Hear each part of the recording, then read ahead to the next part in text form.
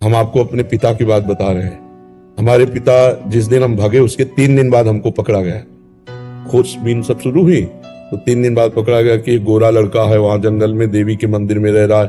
तो पहले बड़े भाई आए तो उनको तो कठोर शब्दों से कह के, बहुत विवेक प्रवीण था, बचपन में भी बहुत विवेक प्रवीण था, मतलब प्रवीण ना होता तो संसार की यात्रा काटते हुए भगवान इसे कैसे लाते। तो जब पिताजी आए तब हम मिल गए, क्योंकि वो एक कठोर स्वभाव के और बहुत धर्मात्मा पुरुष थे।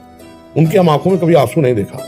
बहुत ही दृढ़, सर्दी गर्मी भूख प्यास सब बर्दाश्त करके संतों की सेवा करना, गरज से एकदम किसान आदमी ऐसे। तो जब वो आए तो हमारे मन में आया कि मारेंगे अगर हम आंख खोलेंगे, बात करेंगे तो उत्तर हमारा मानेंगे नहीं है, और इनकी हम अवहेलना कर नहीं सकते।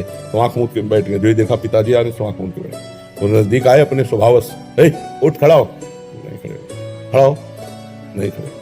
तीसरी बार का आप खड़ा हो जा, तो हमें लगा डंडा पड़ेगा चौथी बार तो खड़े हो गए, बच्चे ही थे, खड़े हो गए। तो चाचा जी वगैरह उनको बड़े भैया कहते थे, तो हम भी पिताजी नहीं कहते थे, हम भी बड़े भैया कहते थे। तो हमका बड़े भैया आपसे एक प्रार्थना करें। उनका बताओ। हमका ये जिंदगी भगवान के नाम है, आप चाहे काट डालो ना घर जाएंगे ना आपकी बात मानेंगे। तो हम उनकी कृपा की बात बता रहे। एकदम चैप्टर बदल गया, जैसे भगवान की कृपा ना, तो उनका सच्ची, हमका आपसे सच्ची बात करें।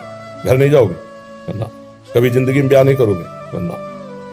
वो खड़े हो जाओ, खड़े हो जाओ, ऐसे छाती से लगाओ, कहा राम राम राम 3 बार ऐसे छाती से, राम राम राम ऐसे कहा जाओ।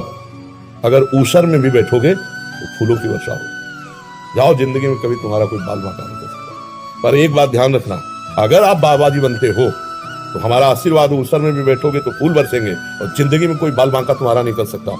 और अगर कहीं किसी की बहन बेटी देखी तो फिर तो हमका जिंदगी में आप इस बात को कभी नहीं सुनोगे। वो तो पधार गए, कई वर्ष हो गए उनको पधारे हुए, पर उनका आशीर्वाद, माता पिता का आशीर्वाद भगवान का आशीर्वाद होता है।